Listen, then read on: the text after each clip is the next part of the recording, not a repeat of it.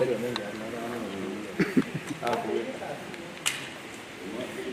do you do it? This side or that side? This side.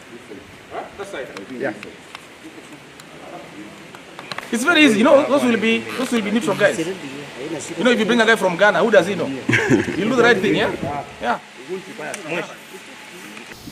My name is Dr. Daniel Manduku, member for Parliament, Nyaribari Masaba, and a member of the Orange Democratic Movement Party.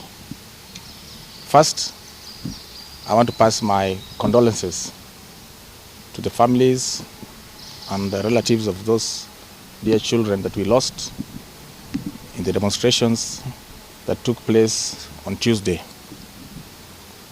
I also want to thank the young people who came out to make their voices heard. I want to thank the President for ultimately listening to the people's voice and doing the right thing. But more than that, I want to state here that as elected leaders, we are the problem. And I want to ask the President to immediately dissolve the National Assembly and call for elections within 90 days.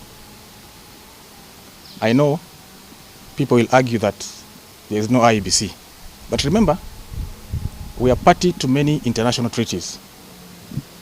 We can ask the AU, that is African Union, the East African Community, or the UN, to send 9 commissioners to oversee the elections. The first point will be to update the voter register within 30 days, and thereafter conduct fresh elections. Members of Parliament who served barely 2 years can be compensated on their remaining term. It is not tenable that we can go back to that house which has been desecrated. And remember, Article 1 of our Constitution talks about the power belonging to the people, and that we as elected members only exercise it on their behalf. What we saw on Tuesday is that the public came to take back their power, and it is time we called a spade a spade. I want to ask Kenyans not to allow their members of Parliament to go back to Parliament, even myself included.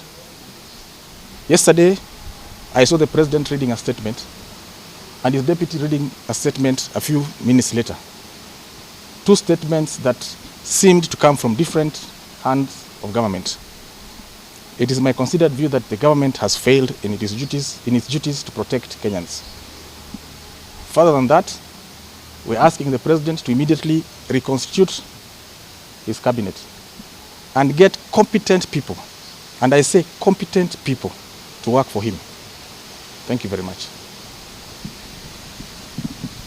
Lastly, I'm asking Kenyans and all those young people who came out to demonstrate to ensure that no member of Parliament goes back to Parliament until we go for a fresh and new election. We are relying on you, Gen Z. You've come out so strongly, and we love the way you have done your demonstrations with peace. Thank you very much.